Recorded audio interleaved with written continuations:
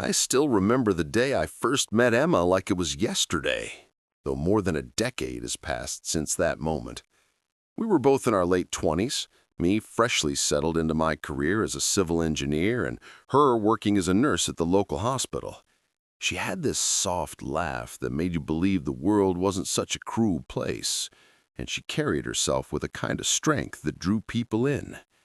But what drew me closer wasn't just her. It was the little girl clinging to her side.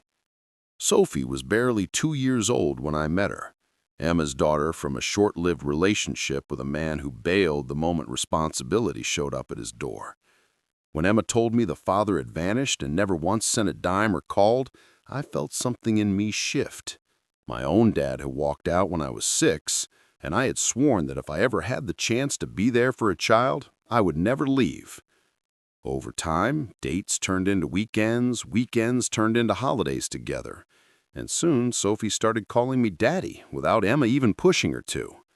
The first time she said it, we were at the zoo, and she tugged my hand, pointing at the giraffes and saying, "Daddy, look!" My heart nearly broke from the weight of it, and in that moment I silently vowed to raise her as my own, to never let her feel the emptiness I had felt. By the time Emma and I got married 2 years later, Sophie was 4, and I was already the only father she remembered. I went to parent-teacher meetings, taught her how to ride a bike, stayed up with her when she had nightmares, and sat front row at every recital. Our little family wasn't perfect, but it was real to me. I worked hard, often 60-hour weeks, to provide us a home in a quiet suburb with a backyard and a swing set, because I wanted Sophie to grow up in stability. Emma, for her part, seemed grateful. She would often say she didn't know where she'd be without me. I believed her. For 10 years, I believed in the life we were building, in the laughter that filled our living room during movie nights, in the way Sophie's friends would tell their parents how lucky she was to have me. I believed in Emma, too, or at least I thought I did. But looking back now, I can see the cracks that were always there. Small comments about how Sophie looks more like her real dad, or subtle reminders that you don't have to try so hard, she'll know you're not her blood. I always brushed them off, telling myself they didn't mean anything, telling myself Emma was just stressed or tired. But words, once spoken, don't disappear. They hang in the air, waiting for the right moment to cut deeper. That moment came on an ordinary Thursday night, after a decade of marriage, when we were sitting in the kitchen after dinner. Sophie, now 12, was upstairs doing homework, and Emma had that look on her face like she'd been rehearsing what she was about to say. She didn't ease into it, didn't soften the blow. She looked me dead in the eyes and said, "You'll never be her real dad. Stop pretending." At first, I thought I misheard her. My fork froze halfway to my mouth, my chest went cold, and I waited for her to laugh or say she didn't mean it. But she didn't. She just stared at me, her eyes colder than I'd ever seen them, as if the last 10 years meant nothing. I tried to speak, to ask what she meant, but the words stuck in my throat. My mind replayed every birthday I had planned, every Christmas morning I had stayed up assembling toys, every scraped knee I had kissed better, every sacrifice I had made to give Sophie the childhood I never had. Pretending? Was that all she thought I had been doing? Pretending to love Sophie? Pretending to be a father? Rage and heartbreak battled inside me, and all I could do was sit there in stunned silence as Emma sipped her wine like she hadn't set fire to everything I had built. And in that silence, something inside me shifted. For 10 years, I had given her everything. My time, my money, my loyalty, my heart. And with one sentence, she reduced me to nothing more than a stand-in, a placeholder, until the ghost of the man who abandoned them decided to return. But what Emma didn't know then, what she couldn't see in that moment, was that her words wouldn't break me. They would forge me into something stronger, something colder, something she'd come to regret. Because if she wanted to remind me I wasn't her real dad, then maybe it was time I reminded her of everything I truly was.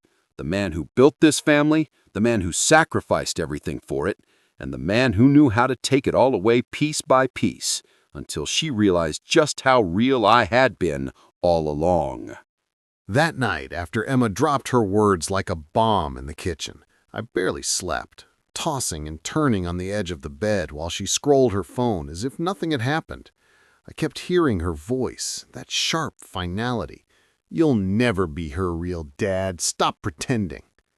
At first, my instinct was to fight back, to defend myself, to shout the truth, that I was her father in every way that mattered, that biology doesn't determine love, that I had given Sophie everything her so-called real dad never had.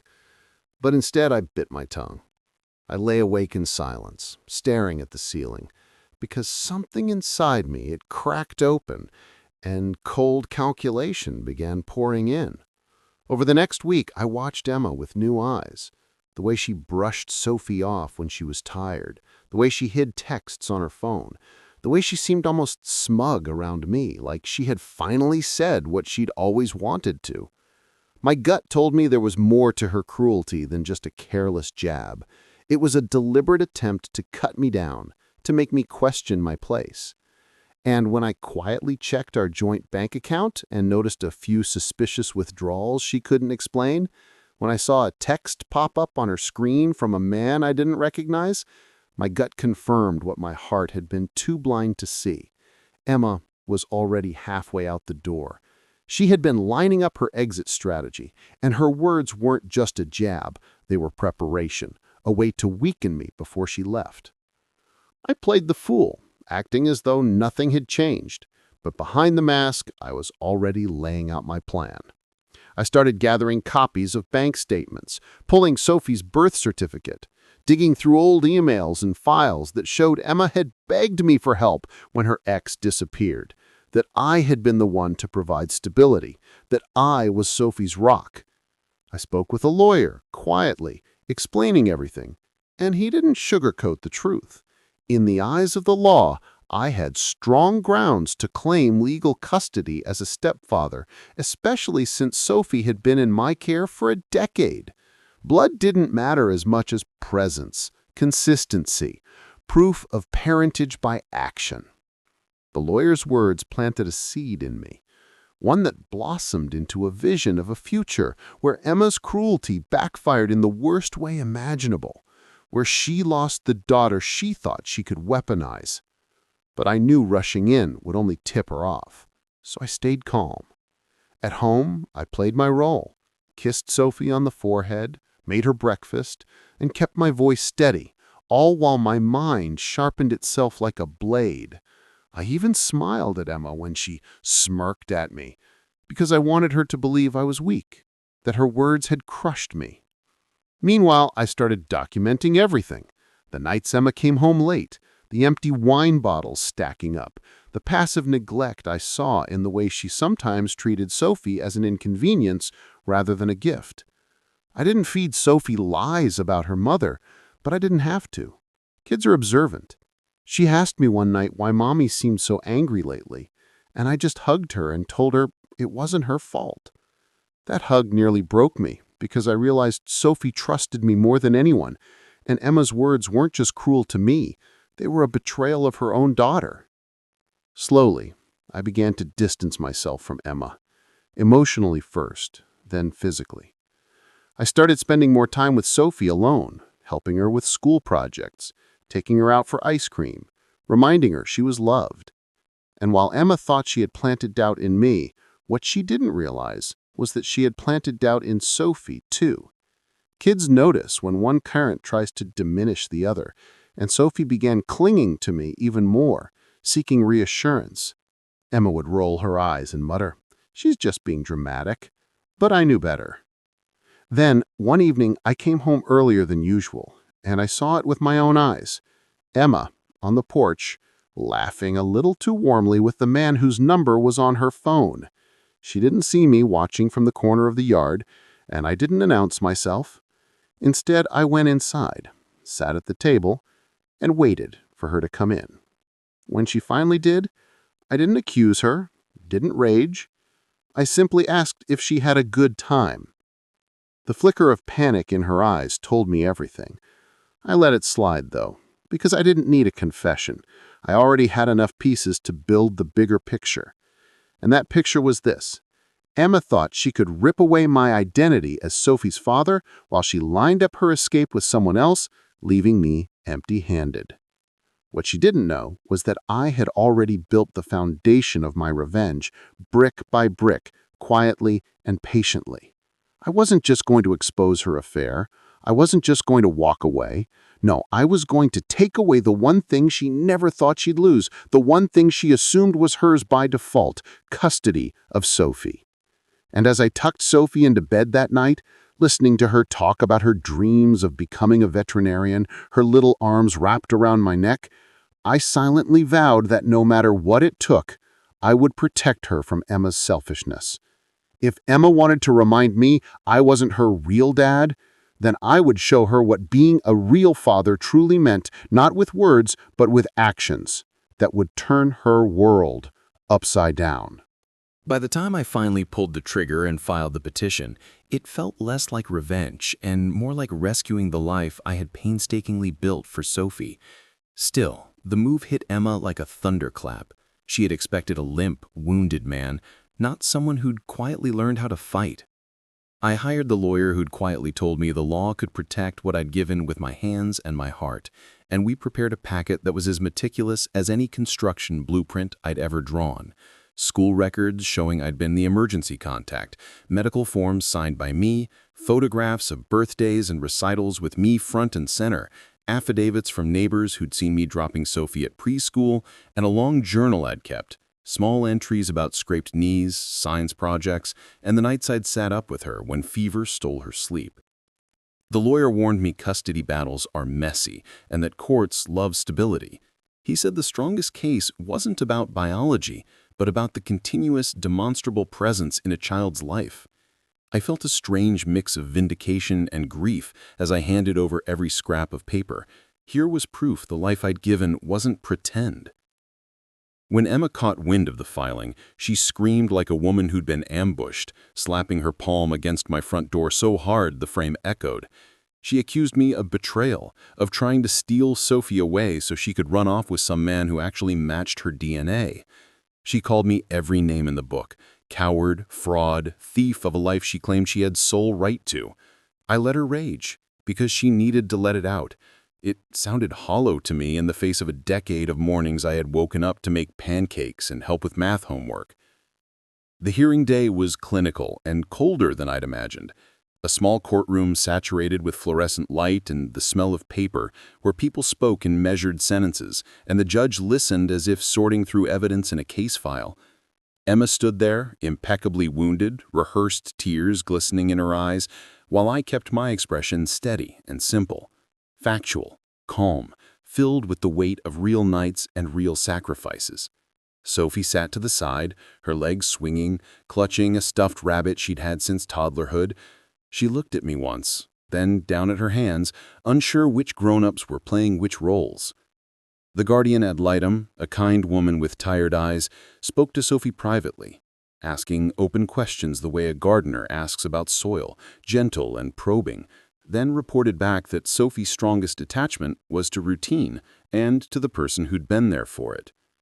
It wasn't all legal muscle and paperwork. There were phone calls from Emma's friends alleging I'd been controlling, statements from Emma claiming she'd always been the primary caregiver, and the sudden inconvenient revelations of financial entanglements that painted both of us in shades of gray. But when the judge read our timelines, how I'd enrolled Sophie in extracurriculars, how I'd taken parental leave when she broke her arm, how I'd been listed as the emergency contact at 3 different schools, those facts translated into a kind of quiet authority no dramatic speech could undo. Meanwhile, behind the courtroom drama, Emma's other life began to unravel. Her new beau, who'd looked like an escape route for her, got cold feet when I quietly set the record straight about my intentions and about how messy public custody disputes are. He stepped back, unwilling to be the man who complicated a child's life, and Emma's plan to walk into a fresh future with someone else without consequence began to crumble. After the hearing, a mediation was ordered, and we sat across from a neutral table while a mediator tried to stitch together a path forward. Emma tried bargaining hard, proposing weekend custody and keeping the house, but my lawyer pushed for something stiffer. shared custody that reflected Sophie's need for stability, with primary residence where she had always slept in the same room with the same worn-out nightlight and where her friends played in the backyard I'd built. I didn't relish the legal tug-of-war, but I did relish the moment Emma realized her throwaway cruelty had real consequences. She started missing work more, or showing up late, or snapping at Sophie in ways that made teachers call me with gentle worry. Sophie began to ask questions, childish, direct questions about why Mommy was crying sometimes, why Mommy's phone buzzed and she went silent. I answered as honestly as I could without betraying Emma, because I needed Sophie to feel safe, not to be weaponized between two adults. In private, after long days of hearings and mediation, I sat with Sophie and read her the same book we'd always read, and she curled up as if nothing had changed, trusting the fabric of her life to hold. The court eventually granted us a parenting plan that recognized my role and gave me the legal standing I'd fought so hard for: regular, documented time, a say in school decisions, and a path to secure custody if Emma's behavior continued to threaten Sophie's well-being. It was a victory that tasted bittersweet, vindication wrapped in the knowledge that our family had been publicly disassembled and reassembled in a way I never wanted. Emma reacted by moving out that week, taking only a few boxes and leaving behind evidence of a life she no longer wanted to maintain. She left the house in a flurry of slammed drawers and burned photographs, as if erasing the past could erase the consequences.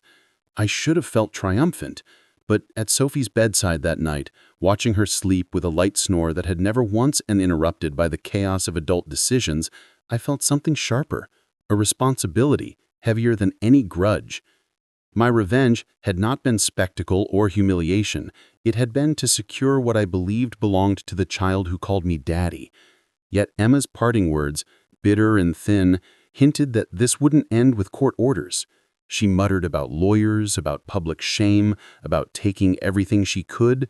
I knew the battle lines weren't just legal, they were emotional trenches that would demand patience. So I braced myself, not for more theatrics, but for the long, steady work of being the father Sophie needed while the embers of Emma's anger cooled into something else, regret perhaps, or the recognition that actions have consequences that words alone could not erase. When the dust finally settled, I realized revenge isn't always fire and brimstone. It's often a slow, deliberate reshaping of reality, until the person who wronged you is left staring at the hollow shell of what they once controlled. Emma thought she had destroyed me with that one sentence, stripping me of the title of father. But by the end of the battle, she was the one stripped bare, stripped of the home she had abandoned, stripped of the easy exit with a new man, stripped of the certainty that Sophie was hers to wield as a weapon. The court orders made it clear. Sophie's primary residence was with me, her daily life rooted in the house I'd built, while Emma's time was reduced to alternating weekends and one night a week if she could manage it. For the first time, she couldn't dictate the narrative. She had to follow rules, and the smugness she once carried drained into something brittle and bitter. I didn't celebrate loudly, but I celebrated quietly each morning when Sophie came downstairs for breakfast, sleepy-eyed and safe, knowing she didn't have to wonder whether I'd still be there. My revenge wasn't about crushing Emma. It was about showing her that she couldn't erase a decade of love and labor with one cruel line. And though she tried, for months afterward, to poison Sophie's mind with hints of betrayal, "He's not really your dad, you know," the words bounced off the bond we had forged. Sophie once came to me, tears in her eyes, asking if it was true, if she should think of me as less because blood didn't tie us. I knelt down, looked her in the eyes, and told her that love is thicker than blood, that families are built not by biology, but by choice, by showing up day after day. She hugged me so hard I thought my ribs might break. And in that moment, I knew Emma had lost something she would never regain, her daughter's unshakable trust in me. Years from now, Sophie will look back and know who stood by her, who fought for her, who chose her when others abandoned her. That is the legacy Emma can never rewrite. And so I live on, not haunted by the cruelty of that Thursday night, but strengthened by it, because her words forced me to carve out the truth in stone. I am Sophie's real dad, not because of DNA, but because I chose to be every single day for as long as she's lived. And Emma, well, she'll spend the rest of her life reckoning with the truth that the man she tried to dismiss is the one who actually raised her child, the one who turned her attempt at dismissal into the very blade that cut her ties.